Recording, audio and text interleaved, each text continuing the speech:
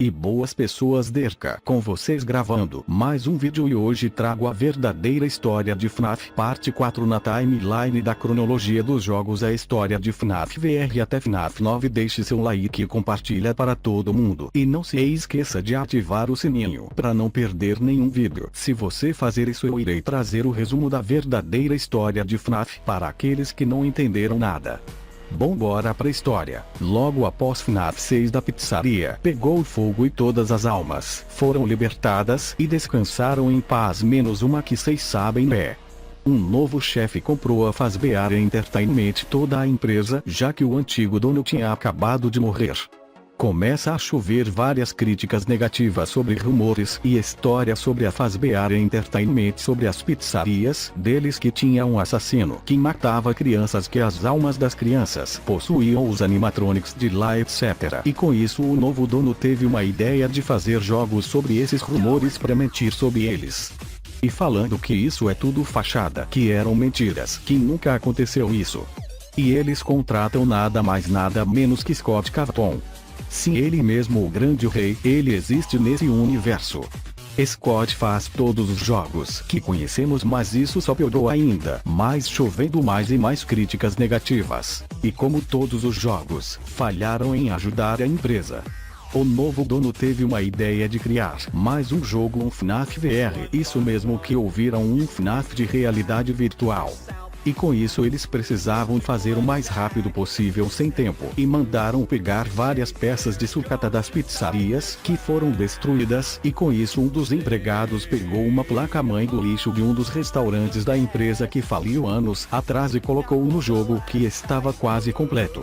E logo após isso começou a acontecer uma coisa muito estranha, vários bugs, entre outras coisas, e na empresa contrataram vários beta testers. E um deles era um cara chamado Jeremy. E ele começou a testar o jogo antes do seu lançamento e ele encontrou um ser.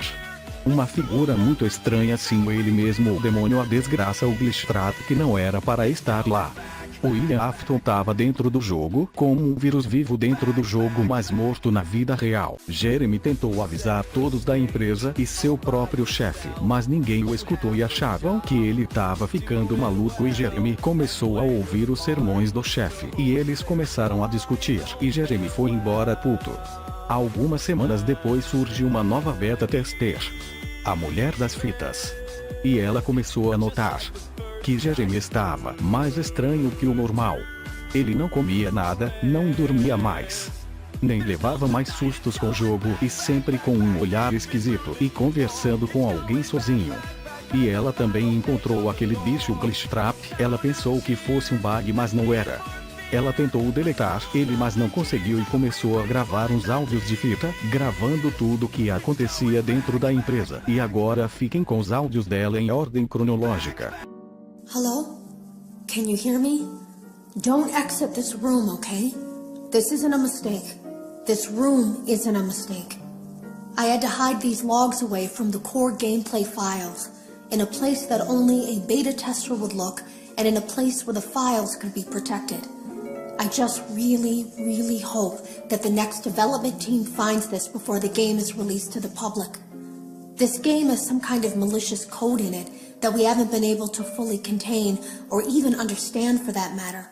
We're over budget and out of time. But that's not the reason that we're shutting down. Listen, I have to keep this short, so the file size will be small enough to fly under the radar. There are more. They may not be in order. Jeremy complained of nightmares when he came in this morning. He wasn't talking about it like someone telling a friend about his dreams, though. He was pale. Looked like he hadn't eaten in days. He spent an hour talking in Dale's office, but it didn't look like he was given much sympathy. When he came out, he went directly back to the testing room. He doesn't even jump anymore. Nothing scares him. He just stands there like he's talking to someone. Sometimes he rocks from side to side. We were told to leave him alone. I knew I was in line to do the testing next. They'd been prepping me for it. I guess they knew that Jeremy would need to be replaced soon. You can always tell when a company is getting ready to fire someone. They start giving out written warnings for silly things, making sure to build a paper trail and make a case for a firing. Things that normally no one would care about suddenly become grave offenses, all worthy of being written and documented. I guess it works two ways, because it also encourages a person to quit rather than be scrutinized so heavily. I think Jeremy was too far gone to consider that option though. The thing about it is that I don't think they were going to fire him because of anything he was doing wrong. They just knew he'd seen something. They needed to discredit him. I heard a pretty heated conversation this morning between Dale, our manager, and someone else on the line. It really feels like this project is in trouble, in no small part because of the lawsuit, I'm sure. There has to be a lawsuit, there's no way there isn't. It happened in this building just a few doors down from me. I think it's made worse by the fact that Jeremy tried to tell us something was wrong. But as a dev team, we all just saw it as a challenge to find what the problem was and fix it. Who could have known that? I have to go. They lied to us. They lied to all of us. They told us that the whole point of this VR game was to undo the bad PR done by a rogue indie game developer who supposedly made up a bunch of crazy stories that tarnished the brand. But that's not true at all. In their haste to develop this VR game and clear their name, they sent us some things I don't think they intended us to see, such as a hard drive containing emails between Fazbear Entertainment and a certain indie developer. Fazbear Entertainment hired the game developer. Those indie games were designed to conceal and make light of what happened. This isn't just an attempt to rebrand. It's an elaborate cover-up, a campaign to discredit everything. I came in early that morning. No one else was there. At least that's what I thought. The supply room was lit. I didn't even notice Jeremy standing in the testing room as I walked past. The supply room was so bright, glowing from all the way down the hall. There was something that looked like a Halloween mask laying on the floor. I didn't understand. Ink must have spilled. It was only then that I heard a shuffle from the testing room and realized Jeremy must be there. I went back and peered in the window. I couldn't see his face. He had the visor covering his head. He had ink spilled on himself as well.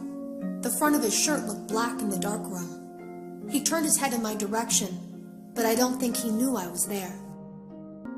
Have you ever heard of a guillotine paper slicer? It sounds made up, but it's an actual piece of office equipment. I didn't even know we had one in the supply room. I guess they're more common at businesses that do a lot of graphic design work. I remember seeing one when I was still in school, and even then, I knew how dangerous it looked. I was always afraid of losing a finger. That seems so silly now. Jeremy used to do design work. I guess that's how he knew it was there. The drawers have been emptied out. Someone was here. I don't think it was spring cleaning either. No, there was plastic on the floor. Someone was definitely here during the night. It had to have been the client. I mean, they sent us that stuff in the first place with no explanation, told us to scan it, said it would expedite the process so we wouldn't need to program any pathfinding ourselves. It was a budget thing, I guess. It was just junk. Circuit boards and things like that. Looked pretty old. Somehow, though, there was usable code on some of it. It seemed to take hold by itself. Things started changing. But then, he started appearing. At least that's what Jeremy said. I saw it for the first time today.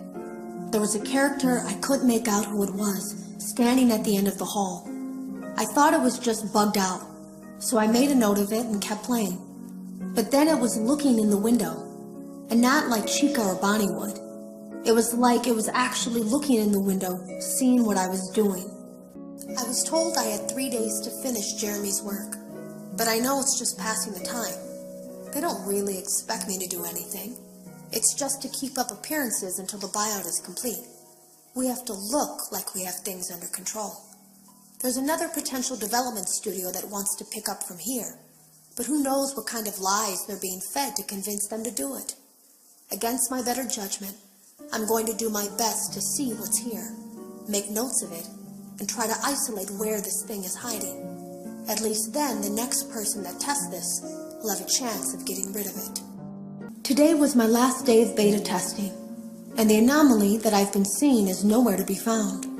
But after inspecting some of the files, it seems that it's attached itself to these logs.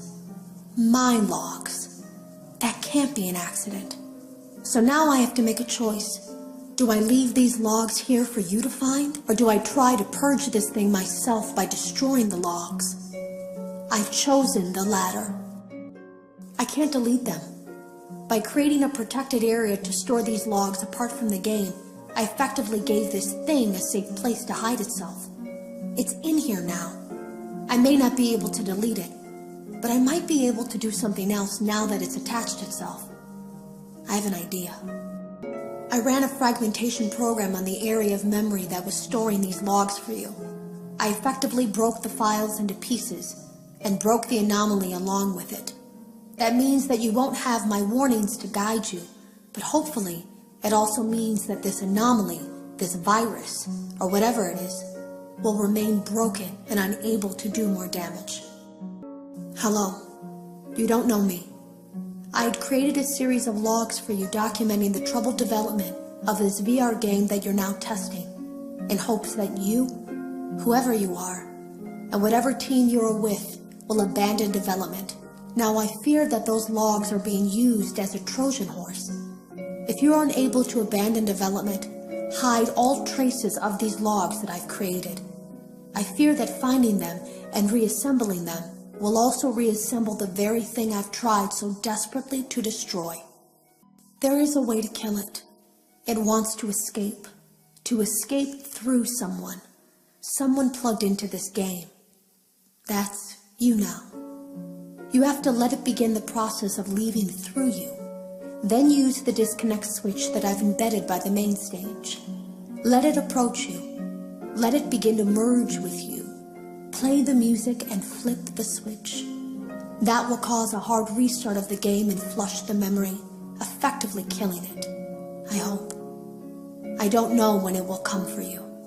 Pois é, galera, depois desses áudios, tudo é revelado. Jeremy já estava possuído pelo Glitch Trap. Ele tentou várias vezes avisar que o jogo estava com problemas graves, que não era para lançarem o jogo ainda.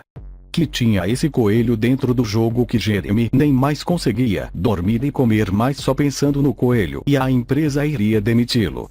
E o Glitch Trap quer formar um exército e possuir várias pessoas que jogar o jogo. E o único que ouviu o Jeremy e se importou com ele era a mulher da fita, que ela tentou e tentou, mas não conseguiu deletá-lo. Mas não conseguiu apagar esse coelho do demônio até gravar os áudios e colocar dentro do jogo, contando tudo o que aconteceu dentro da empresa para nós encontrarmos outros beta testers. Sim, nós também somos uma das pessoas que estamos testando o jogo antes de lançar para o mundo.